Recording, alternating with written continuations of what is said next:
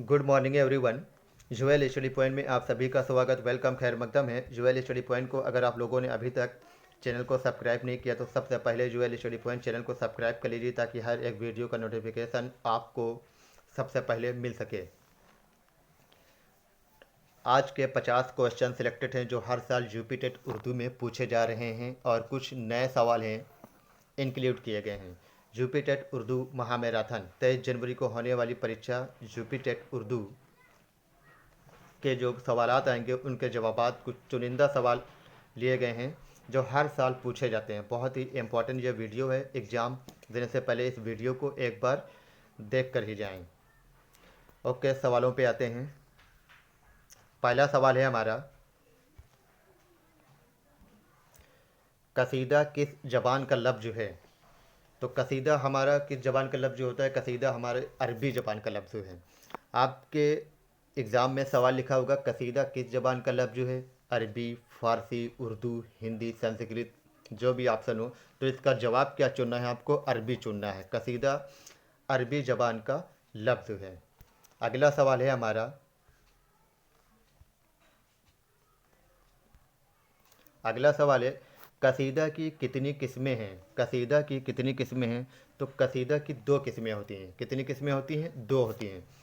कसीदा की कितनी किस्में हैं? दो होती हैं। आपके एग्ज़ाम में जो सवाल लिखा होगा कसीदा की कितनी किस्में हैं। ऑप्शन होंगे 2, 5, 3, 4। तो आपको ऑप्शन कौन सा चूज़ करना है? 2। कसीदा की दो किस्में हैं। कितनी हैं? दो किस्में हैं। दो किस्में हैं। अगला सवाल है हमारा, कसीदा में कम से कम कितने अशार होने चाहिए? कसीदा में कम से कम कितने अशार होने चाहिए? कसीदा में कम से कम कितने अशार होने चाहिए? तो कम से कम 21 अशार होने चाहिए कसीदा में। कसीदा में कम से कम 21 अशार होने चाहिए। अगला सवाल है हमारा,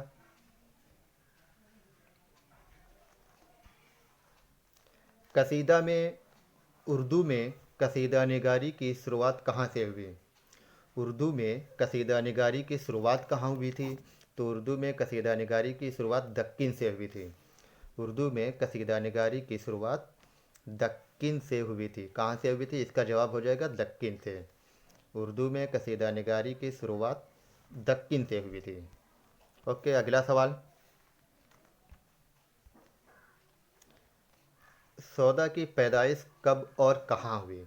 सवाल कह रहा है, अगर सवाल इसमें दो सवाल हैं, सौदा की पैदाइश कहाँ हुई? तो सौदा की पैदाइश दिल्ली में हुई थी। कहाँ पर हुई थी? दिल्ली में हुई थी। और ये अगर पूछ ले कि सौदा की पैदाइश कब हुई, तो 1712 में हुई थी। सौदा की पैदाइश 1712 में हुई थी। 1712 में कहाँ पर हुई थी? दिल्ली में हुई थी। दिल्ली में, दिल्ली में हुई थी। ठीक है, अगला सवाल है हमारा, अगला सवाल कह रहा है सौदा के वालिद का क्या नाम था? तो सौदा के वालिद का क्या नाम था? सौदा के वालिद का नाम था मोहम्मद सफ़ी। क्या नाम था? मोहम्मद सफ़ी। सौदा के वालिद का नाम मोहम्मद सफ़ी नाम था। अगला सवाल है हमारा, सौदा ने इब्तिदा में किस ज़बान में शायरी शुरू की? तो सौदा ने इब्तिदा में किस ज़बान में शायरी शुरू की थी? फ़ारसी ज़बान में शुरू की थी। सौदा ने फ़ारसी में शायरी शुरू की थी। सवाल आएगा सौदा ने इब्तिदा में किस ज़बान में शायरी शुरू की थी? जवाब आपको लिखे होंगे ऑप्शन फ़ारसी, अरबी, उर्दू, हिंदी। तो आपका जवाब कौन सा चुनना है? फ़ारसी में शुरू की थी। सौदा ने इब्तिदा में किस ज़बान में शायरी शुरू की थी? फ़ारसी। ज्वेल स्टडी पॉइंट चैनल को अगर सब्सक्राइब नहीं किया तो सबसे पहले आप सभी लोग ज्वेल स्टडी पॉइंट चैनल को सब्सक्राइब कर लीजिए ताकि हर एक वीडियो का नोटिफिकेशन आपको सबसे पहले मिल सके। इस वीडियो की पीडीएफ के लिए वीडियो के डिस्क्रिप्शन में टेलीग्राम चैनल की लिंक होगी। टेलीग्राम चैनल लिंक पे क्लिक कीजिए, उसके बाद टेलीग्राम चैनल को ज्वाइन कीजिए। ज्वाइन होने के बाद आपको यह पीडीएफ मिल जाएगी। ज्वेल स्टडी पॉइंट चैनल का नाम है। सवाल है हमारा, सौदा किस बादशाह के ज़माने में लखनऊ आए थे? तो सौदा किस बादशाह के ज़माने में लखनऊ आए थे? इसका जवाब हो जाएगा आसिफुद्दौला के ज़माने में लखनऊ आए थे। किसके ज़माने में आए थे? आसिफुद्दौला के ज़माने में लखनऊ आए थे सौदा। अगला सवाल है हमारा, गज़ल उर्दू शायरी की आबरू है, किसका ख्याल है? गज़ल उर्दू शायरी की आबरू है, यह किसका ख्याल है? यह रशीद अहमद सिद्दीकी का ख्याल है। गज़ल उर्दू शायरी की आबरू है, यह किसका ख्याल है? रशीद अहमद सिद्दीकी। अगला सवाल है हमारा, सवाल कह रहा है, मीर तकी मीर की विलादत 1722 में हुई तो वफ़ात किस सन में हुई? तो मीर तकी मीर की अगर विलादत पूछेगा तो 1722 बताना है। मीर तकी मीर की विलादत कब हुई? 1722 में हुई। अगर विलादत पूछ ले 1722 में। और इसमें पूछा वफ़ात कब हुई, तो इनकी वफ़ात हुई थी 1810 में। कब हुई थी? 1810 में। और अगर ये पूछ ले कि मीर तकी मीर की वफ़ात कहाँ हुई थी, तो लखनऊ में हुई थी। कहाँ पे हुई थी? लखनऊ में हुई। 3 सवाल मीर तकी मीर, इस सवाल में 3 सवाल छिपे हुए हैं। मीर तकी मीर की विलादत कब हुई? तो 1722 में हुई। आपको बताना है, सवाल पूछ दे मीर तकी मीर की विलादत कब हुई, जवाब इसका होगा 1722 में। फिर अगला सवाल पूछ दे वफ़ात किस सन में हुई, तो वफ़ात किस सन में हुई? वफ़ात हुई थी 1810 में। 1810 में हुई। अगला सवाल कि मीर तकी मीर की वफ़ात कहाँ पर हुई, तो इनकी वफ़ात लखनऊ में हुई थी। ओके, अगला सवाल,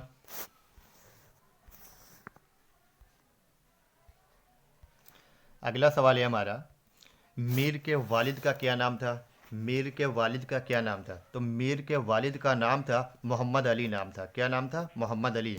इसका जवाब हो जाएगा, सीधा जवाब है मोहम्मद अली। मीर के वालिद का क्या नाम था? मोहम्मद अली। अगला सवाल है हमारा कि मीर के घर में हर महीने किस तारीख को मुशायरा होता था? जिस तरह हमारे और आपके घरों में मुशायरा होता है या इज्तिमा होता है हर महीने या हर हफ्ते, तो इसी तरह मीर के घर में हर महीने 15 तारीख को मुशायरा होता था। मीर के घर में हर महीने किस तारीख को मुशायरा होता था? तो मीर के घर में हर महीने 15 तारीख, यानी महीने की 15 तारीख। अगर फरवरी चल रहा है तो फरवरी की 15 तारीख को, जनवरी चल रहा है तो जनवरी की 15 तारीख को, यानी हर महीने 15 तारीख को मीर तकी मीर के घर में मुशायरा होता था। 15 तारीख को मुशायरा होता था। 15 तारीख को। अगला सवाल हमारा है, सवाल कह रहा है कि मीर ने लखनऊ में कितने बरस आराम से गुजारे थे? मीर ने लखनऊ में कितने बरस आराम से गुजारे थे? आपको ऑप्शन मिलेंगे, 21 मिलेगा, 21, फिर 22 मिलेगा, फिर 23 मिलेगा। तो इसका जवाब क्या होगा? जवाब होगा 31 बरस। मीर तकी मीर ने लखनऊ में 31 बरस गुजारे थे। कितने गुजारे थे? 31 बरस। 31 बरस लखनऊ में गुजारे थे। अगला सवाल है हमारा, सवाल कह रहा है कि शायर बेदिमाग किस शायर को कहा जाता है? शायर बेदिमाग किस शायर को कहा जाता है? शायर बेदिमाग किस शायर को कहा जाता है? तो शायर बेदिमाग मीर तकी मीर को कहा जाता है। किसे कहा जाता है? मीर तकी मीर को। शायर बेदिमाग किस शायर को कहा जाता है? इसका जवाब होगा मीर तकी मीर। अगला सवाल है हमारा, किस शायर ने कहा कि मीर के जख्म ही मरहम बन जाते हैं? यानी किस शायर ने कहा था कि मीर के जख्म ही मरहम बन जाते हैं? या ये कह दे मीर के जख्म ही मरहम बन जाते हैं, यह किसका कौल है? तो फ़राक गोरखपुरी का है। फ़राक गोरखपुरी। सवाल आ जाए कि किस शायर ने कहा कि मीर के जख्म ही मरहम बन जाते हैं? इसका जवाब होगा फ़राक गोरखपुरी का। अगला सवाल है हमारा, अगला सवाल हमारा होगा, सवाल अगला है, गालिब की पैदाइश कब और कहाँ हुई? गालिब की पैदाइश कब और कहाँ हुई? तो इनकी पैदाइश 1797 में हुई थी। अगर ये पूछ ले गालिब की पैदाइश कब हुई, तो 1797, 1797 में हुई थी गालिब की पैदाइश, 1797 में। ठीक है। और कहाँ पर हुई थी, अगर ये पूछ ले कि गालिब की पैदाइश कहाँ हुई थी, तो इनकी पैदाइश आगरा में हुई थी। कहाँ हुई थी? आगरा में हुई थी। अगला सवाल है हमारा, सवाल कह रहा है गालिब के वालिद का नाम क्या था? गालिब के वालिद का नाम क्या था? तो गालिब के वालिद का नाम अब्दुल्ला था। अब्दुल्ला बैग। गालिब के वालिद का नाम क्या था? अब्दुल्ला बैग था। हर सवाल का जवाब नीचे लिख भी दिया है कि अगर पीडीएफ जिसको मिलेगी तो वो आसानी से पढ़ भी ले। गालिब ने इब्तिदाई तालीम किस से हासिल की? गालिब ने अपनी इब्तिदाई तालीम किस से हासिल की थी? शेख मुअज्जम से हासिल की थी। गालिब ने इब्तिदाई तालीम शेख मुअज्जम से हासिल की थी। चैनल को अगर आप लोगों ने अभी तक सब्सक्राइब नहीं किया तो सबसे पहले चैनल को सब्सक्राइब कर लीजिए और चैनल को लाइक शेयर करना न भूलें। इस वीडियो की पीडीएफ लेने के लिए वीडियो के डिस्क्रिप्शन में टेलीग्राम लिंक होगी। टेलीग्राम लिंक को उस पर क्लिक कीजिए और ज्वाइन हो जाइए टेलीग्राम चैनल से। हमारे टेलीग्राम चैनल पे आपको हर एक वीडियो की पीडीएफ मिलेगी और बहुत सारी पीडीएफ उस पर पड़ी हुई हैं, दस्तयाब की गई थी, शेयर की गई थी। सवाल है, गालिब ने दिल्ली का सफ़र कब किया? गालिब ने दिल्ली का सफ़र कब किया? तो गालिब ने दिल्ली का सफ़र किया था 1812 में। गालिब ने दिल्ली का सफ़र कब किया? 1812 में। बहुत इम्पॉर्टेंट है ये सवाल, आ चुका है 2016 के एग्ज़ाम में। अगला सवाल है, इसमें वही सवाल लिए गए हैं इस वीडियो में जो हर साल सवाल पूछे गए हैं, प्रीवियस ईयर से लिए गए हैं। 10-12 सवाल न्यू मैंने इंक्लूड किए हैं। सवाल है, गालिब ने कलकत्ता का सफ़र कब किया? गालिब ने कलकत्ता का सफ़र किया था 1826 में, लेकिन पहुँचे नहीं थे 1826 में। गालिब ने कलकत्ता का सफ़र कब किया था? 1826 में किया था, निकले थे, लेकिन पहुँचे कब थे? 28 में पहुँचे थे। अगला सवाल है, गालिब कलकत्ता कब पहुँचे थे? तो मैंने अभी बताया था कि 1826 में इन्होंने कलकत्ता का सफ़र शुरू किया था, लेकिन पहुँचे कब थे? 28 में। तो अगला सवाल अगर पूछ दे आपसे एग्ज़ाम में आ जाए कि गालिब कलकत्ता कब पहुँचे थे, गालिब कलकत्ता कब पहुँचे थे, तो गालिब 1828 में कलकत्ता पहुँचे थे, 1828 में। तो ये 2 साल कहाँ गुजारे थे, अभी इस पर भी एक सवाल है। इन्होंने 2 साल 1826 में कलकत्ता का सफ़र शुरू किया था और पहुँचे कब थे? 1828 में पहुँचे थे। पहुँचे 28 में, यानी दिल्ली में रुके और कानपुर में रुके और लखनऊ में रुके। ये 3 जगह रुके थे, 3 जगह क़याम किया, तब जाकर इन्होंने 1828 में कलकत्ता पहुँचे थे। सवाल हमारा कह रहा है, गालिब ने कलकत्ता का सफ़र किस मकसद से किया था? इनका मकसद क्या था?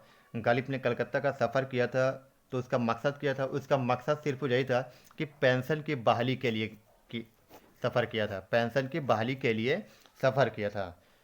अगर यह सवाल आ जाए कि पेंशन की बहाली के लिए सफ़र कलकत्ता का किसने किया था, तो गालिब ने किया था। किसने किया था? गालिब ने किया था। और गालिब ने कलकत्ता का सफ़र किस मकसद से किया था, तो पेंशन की बहाली के लिए किया था। अगला सवाल है हमारा, गालिब, टाइपिंग मिस्टेक हो गई, गालिब गईन से होता है। गालिब का क़याम कलकत्ता में कितने साल रहा? गालिब का क़याम कलकत्ता में कितने साल रहा? तो गालिब का क़याम कलकत्ता में 1 साल 9 महीने रहा। गालिब का क़याम कलकत्ता में 1 साल 9 महीने रहा, लेकिन हाल ही के मुताबिक, सॉरी, ये हाल ही के मुताबिक 2 साल। अगर आ जाए सवाल कि हाल ही के मुताबिक गालिब का सफ़र कितने साल रहा कलकत्ता में, तो 2 साल। अगर ये आ जाए सवाल कि गालिब का क़याम कलकत्ता में कितने साल रहा, सिर्फ यही पूछ ले, तो 1 साल 9 महीने, 1 साल 9 महीने इसका जवाब होगा, और हाल ही के मुताबिक 2 साल। अगला सवाल है, अगला सवाल कह रहा है, माहिर लिसानियात दुनिया की ज़बानों को कितनी ख़ानदानों में तकसीम किया है? माहिर लिसानियात दुनिया की ज़बानों को कितनी ख़ानदानों में तकसीम किया है? तो 8 ज़बानों में तकसीम किया है। माहिर लिसानियात दुनिया की ज़बानों को कितनी ख़ानदानों में तकसीम किया है? 8 ज़बानों में तकसीम किया है, 8 ज़बानों में। इसका जवाब क्या होगा? 8 ज़बानों में। बहुत ही इम्पोर्टेंट ये सवाल है। अगला सवाल है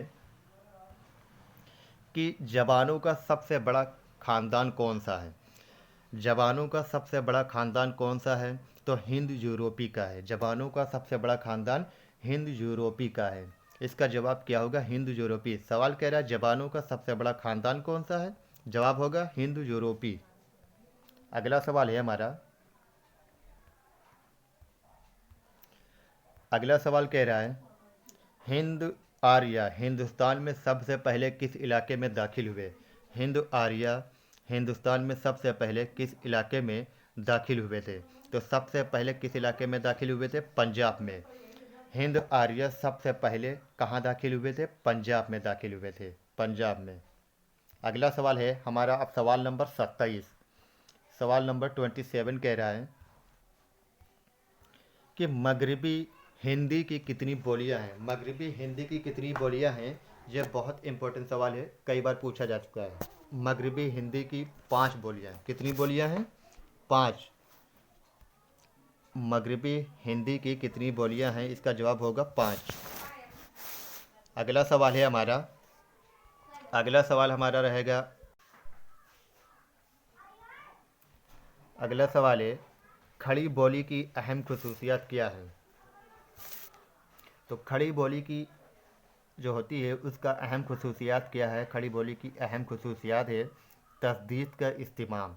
हमें तस्दीद का इस्तेमाल करना है, वही खड़ी बोली की अहम खसूसियात है। अगला सवाल है, सवाल कह रहा है, अगला सवाल कह रहा है किस अपभ्रंश से मगरिबी हिंदी निकली।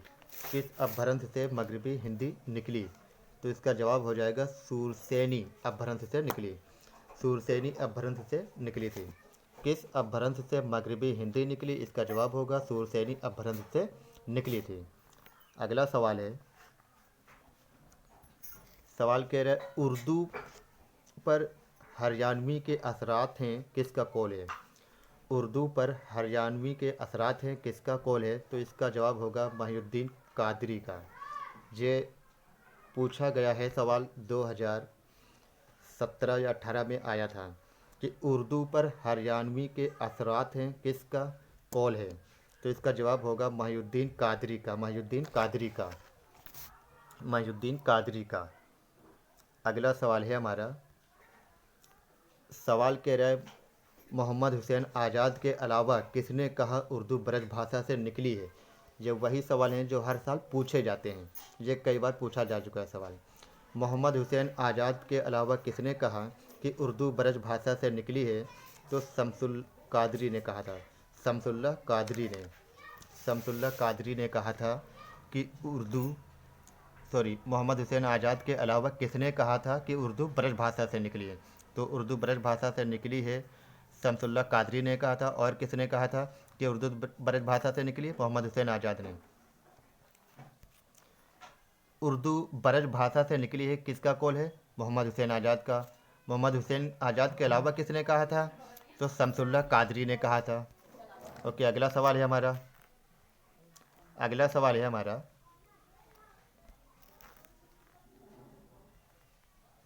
कह रहा है किसी भी ज़बान का मुताला कितने जाविया से किया जाता है। किसी भी ज़बान का मुताला कितने जाविया से किया जाता है। तो किसी भी ज़बान का अगर हमें मुताला करना होता है तो 3 जाविये से करते हैं। किसी भी ज़बान का मुताला कितने जाविया से किया जाता है? तो 3। अगला सवाल है हमारा, सवाल कह रहा था हरूफ शमसी की तादाद कितनी है। तो इसका जवाब हो जाएगा 14। हरूफ शमसी की तादाद अगर पूछेगा तो 14 बताना है, और हरूफ कमरी की तादाद अगर पूछे तो 13 बताना है। हरूफ कमरी की तादाद अगर पूछेगा तो 13 बताना है, और हरूफ शमसी यानी इसका जो जवाब है, इसका जवाब है 14। क्या है? 14 है। हरूफ शमसी की तादाद कितनी है? 14 है। अगला सवाल है, अगला सवाल कह रहा है हरूफ कमरी की तादाद कितनी है। हरूफ कमरी, तो हरूफ कमरी की तादाद कितनी है? हरूफ कमरी की तादाद 13 है। कितनी है? 13। अगला सवाल है कि संस्कृत के जवाल के बाद किस जबान का जन्म हुआ। संस्कृत के जवाल के बाद किस जबान का जन्म हुआ। तो प्राकृत जबान का जन्म हुआ था। संस्कृत के जवाल के बाद किस जबान का जन्म हुआ। तो प्राकृत जबान का जन्म हुआ था। अगला सवाल है हमारा, अगला सवाल कह रहा है कि दक्कन में उर्दू की इब्तिदा हुई, किसका कौल है। दक्कन में उर्दू की इब्तिदा हुई, किसका कौल है। दक्कन में उर्दू की इब्तिदा हुई, किसका कौल है। तो दक्कन में उर्दू की इब्तिदा हुई, यह किसका कौल है। नसीरुद्दीन हाशमी का है। नसीरुद्दीन हाशमी ने कहा था कि उर्दू की इब्तिदा दक्कन में हुई थी। उर्दू की इब्तिदा दक्कन में हुई थी। ये किसका कौल है? नसीरुद्दीन हाशमी की, नसीरुद्दीन हाशमी।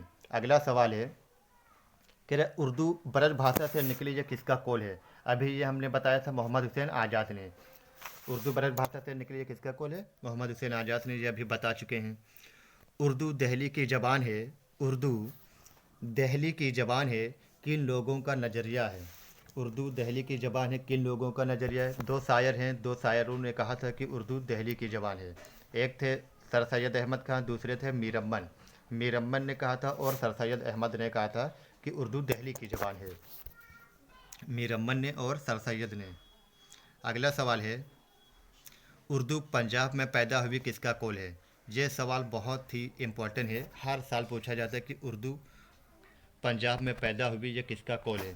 तो उर्दू पंजाब में पैदा हुई, ये किसका कौल है? ये है हाफिज महमूद सीरानी का, हाफिज महमूद सीरानी का। उर्दू पंजाब में पैदा हुई, ये किसका कौल है? हाफिज महमूद सीरानी का, हाफिज महमूद सीरानी का। अगला सवाल है, सवाल नंबर 40 हमारा 14 सवाल कह रहा है कि उर्दू की जाए पैदाइश सरजमीन दहली और उसके गिरदुनवा को किसने करार दिया है?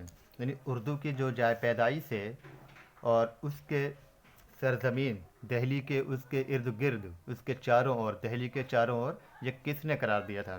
तो मसूद हुसैन खान ने कहा था, मसूद हुसैन खान ने कहा था, मसूद हुसैन खान ने कहा था कि उर्दू की जाए पैदाइश सरजमीन दहली और उसके गिर्द, यानी उसके चारों तरफ करार दिया गया है मसूद हुसैन खान, मसूद हुसैन खान। इसका जवाब है मसूद हुसैन खान, जवाब लिखा हुआ है मसूद हुसैन खान। अगला सवाल है हमारा, सवाल कह रहा है गालिब ने कलकत्ता के सफ़र के दौरान कहाँ कहाँ क़याम किया था? गालिब ने कलकत्ता के सफ़र के दौरान कहाँ कहाँ क़याम किया था? ये आपको बता चुके हैं कि दिल्ली में रुके थे, कानपुर में रुके थे और लखनऊ में रुके थे। कानपुर, लखनऊ, दिल्ली। गालिब कितनी मरतबा जेल गए? तो गालिब कितनी मरतबा जेल गए? 2 मरतबा, 5 मरतबा, 6 मरतबा, 7 मरतबा। कितनी मरतबा जेल गए? इसका जवाब होगा 2 बार। गालिब 2 बार जेल गए थे। गालिब कितनी मरतबा जेल गए थे? 2 बार जेल गए थे। इसका जवाब क्या होगा? 2 बार गालिब जेल गए थे। अगला सवाल है, गालिब ने शायरी का आगाज़ कब किया? गालिब ने शायरी का आगाज़ कब किया था? तो गालिब ने शायरी का आगाज़ 1807 और 1808 के दरमियान किया था। 1807 और 1808 के दरमियान किया था शायरी का आगाज़। अगला सवाल है, गालिब ने गालिब तखल्लुस कब इस्तेमाल किया? गालिब ने गालिब तखल्लुस कब इस्तेमाल किया? गालिब ने गालिब तखल्लुस कब इस्तेमाल किया? तो गालिब ने गालिब तखल्लुस 1816 में इस्तेमाल किया था। कब इस्तेमाल किया था? 1816 में गालिब ने गालिब तखल्लुस इस्तेमाल किया था। अगला सवाल है, सवाल कह रहा है गालिब ने खतूत नवैसी का आगाज़ कब किया? गालिब ने खतूत नवैसी का आगाज़ कब किया? तो गालिब ने खतूत नवैसी का आगाज़ 1847 से और 1848 के दरमियान किया था। गालिब ने खतूत नवैसी का आगाज़ कब किया था? 1847 और 1848 के दरमियान किया था। अगला सवाल है हमारा, सवाल कह रहा है कि गालिब ने अपने किस कलाम को ज़्यादा पसंद करते थे? तो गालिब सबसे ज़्यादा अपने कलाम में किसे ज़्यादा पसंद करते थे? फ़ारसी ज़बान को। गालिब अपने किस कलाम को ज़्यादा पसंद करते थे? फ़ारसी कलाम को गालिब बहुत ज़्यादा पसंद करते थे। इसका जवाब हो जाएगा फ़ारसी। अगला सवाल है हमारा, आप सभी लोग अगर अभी तक चैनल को लाइक शेयर नहीं किया तो सबसे पहले चैनल को सब्सक्राइब कर लीजिए और वीडियो को लाइक शेयर कीजिए। और इस वीडियो की पीडीएफ के लिए वीडियो के डिस्क्रिप्शन में टेलीग्राम चैनल लिंक है, उस टेलीग्राम चैनल लिंक पर क्लिक कीजिए और टेलीग्राम चैनल से ज्वाइन हो जाइए, आपको पीडीएफ वहाँ दस्तयाब हो जाएगी। गालिब को हैवान जरीब किसने कहा? सवाल हमारा है कि गालिब को हैवान जरीब किसने कहा? तो गालिब को हैवान जरीब अल्ताफ़ हुसैन हाली ने कहा था। किसने कहा था? अल्ताफ़ हुसैन हाली ने कहा था। गालिब को हैवान जरीब किसने कहा था? अल्ताफ़ हुसैन हाली ने कहा था। अगला सवाल है हमारा, अगला सवाल कह रहा है उर्दू की जाए पैदाइश उड़ीसा किसने करार दिया? तो उर्दू की जाए पैदाइश उड़ीसा है, ये किसने करार दिया था? यह करार दिया था डॉक्टर सुहेल बुखारी ने। उर्दू की जय पैदाइश उड़ीसा किसने करार दिया? डॉक्टर सुहेल बुखारी ने करार दिया था। ओके, ये वीडियो आपकी कंप्लीट हो गई है। अगली वीडियो आपको कल इंशाल्लाह मिलेगी, बहुत ही बेस्ट वीडियो वो भी रहेगी। और चैनल को अगर सब्सक्राइब नहीं किया तो सबसे पहले चैनल को सब्सक्राइब कीजिए, वीडियो को लाइक कीजिए और शेयर कीजिए।